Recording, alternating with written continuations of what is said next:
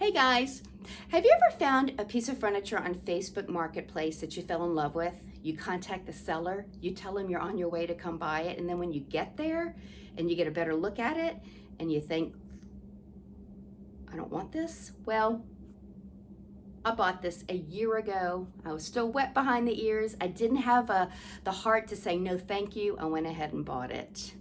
And there's so many problems with it. So come along for the ride and I'll tell you about it and see what we can do with it.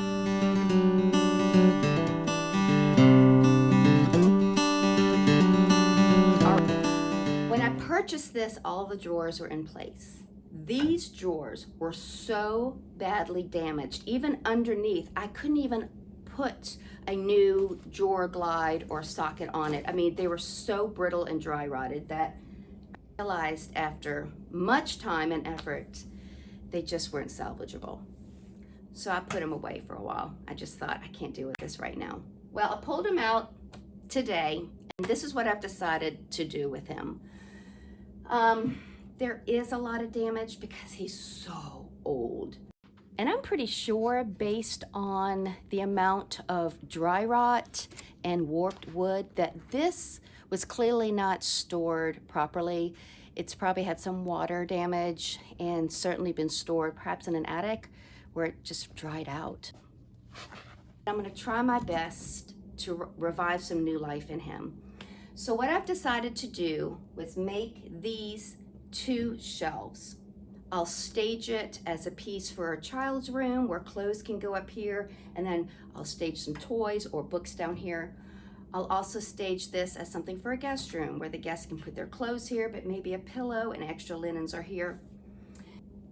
The pieces of wood that really don't serve that much of a purpose are pretty dry rotted. It's gotta go. So I'm going to pull this out. I found some underlayments in my house, and this is what I decided to do.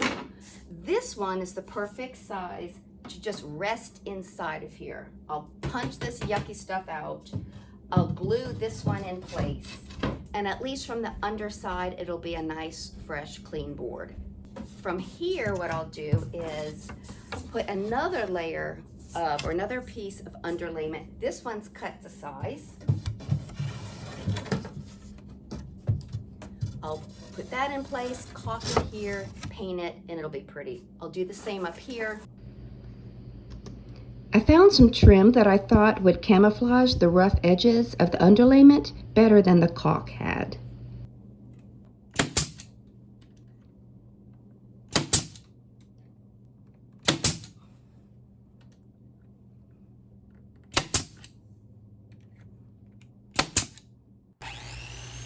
I used the same underlayment to create a new backboard to cover up the sad state of the existing one.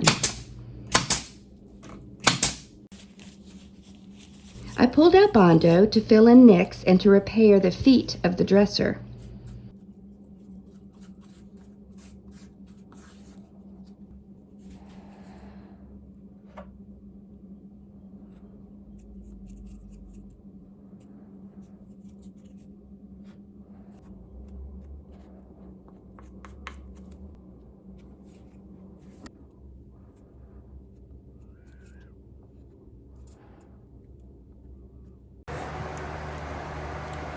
Okay, excuse the noise of the fan. I'm in the basement. I have a window open and I'm trying to clear the air. 2 places that I know I need to Bondo in particular are the bottom legs, and I'll show you what I'm talking about. They are totally dry rotted. I'm gonna need to pull this out and then totally rebuild this because Bondo is super strong and I need that strength at the base of the dresser. And I'll show you the other side too. It's been worse. Hot mess, poor fella. Let's get to fixing him.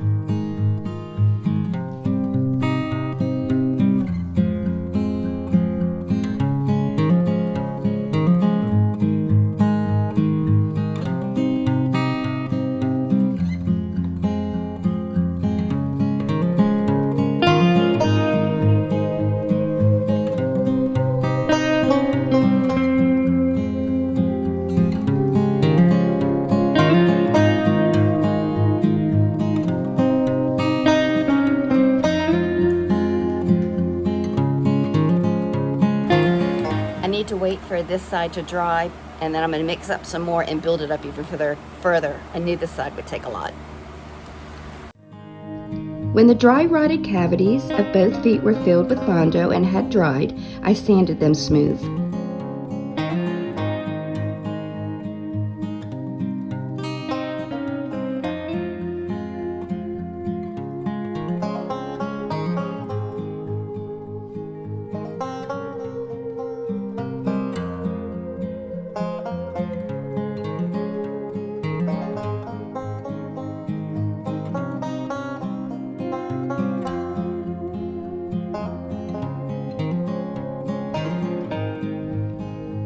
Now the dresser has a firm base again, and after all that prep work, it's finally time to start painting.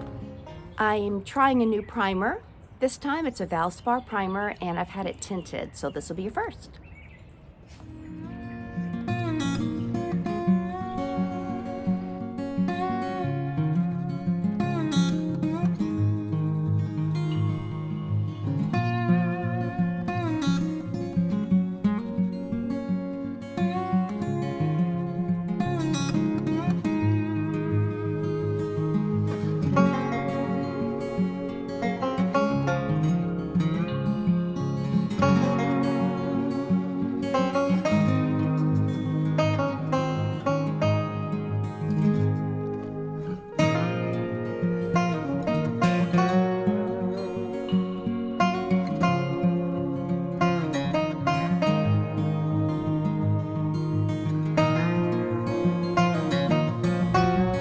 Have one coat of primer on this, and when you prime, you start seeing imperfections you didn't notice, and these are some of them. So I'm going to fill in with some wood filler. Wherever I see cracks or other little dings, I'll sand it, and then I'm going to prime it again because this piece of wood is so dry. It's just absorbing all of the primer. All right, so I have primed the piece twice, sanded it down in between. It's ready to paint. Now, I want to use paint that I already have.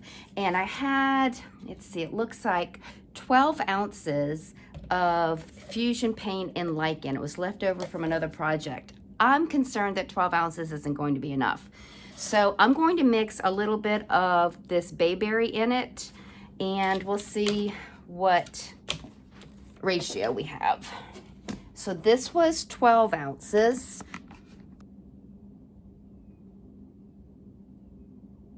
So we ended up with 12 ounces of Lichen and another 4 of bayberry, and that should be enough paint.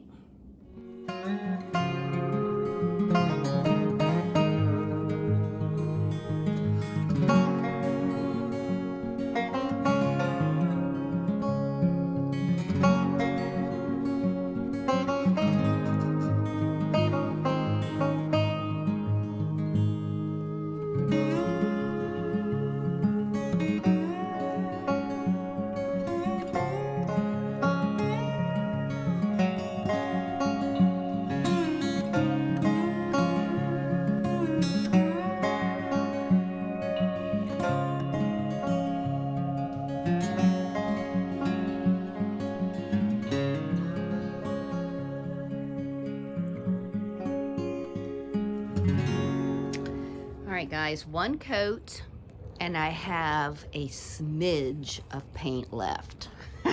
It's hard for you to tell, but I think the coverage looks good. I even had my husband come out and give me his opinion. So I have a smidge of paint left. I'm going to spot paint areas that I think need it. I see a little bit of the primer there and a little bit there, but overall, I think it looks really good. All right, I think I lucked out. That is A-okay. With the smidge of paint that is still in the spray pot, I'm going to add polyurethane and spray a first coat of top coat. So I just sanded that first coat of polyurethane, and I've wiped off the dust. I'm going to spray a second coat and I'll be done. Now, Fusion paint doesn't require a top coat. I just like to provide one since I'm reselling it. One thing I don't care for in this particular project is there's a lot of orange peel, and I've tried to sand it down, but I think it was from spraying the Fusion. Not sure. But I think that's something I need to get over because a lot of painted furniture has brush strokes in it or that orange peel texture, and some people don't mind it. I do, and I think I need to get over that. So let me get spraying the second and last coat.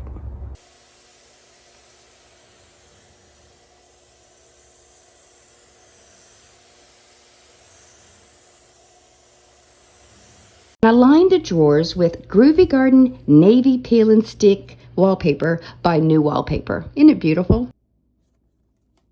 And then I purchased 1 1/8 inch geometric knobs from Home Depot. They were $5 a piece. Now before I show you the major reveal, let's look at how this dresser appeared when I first brought it home.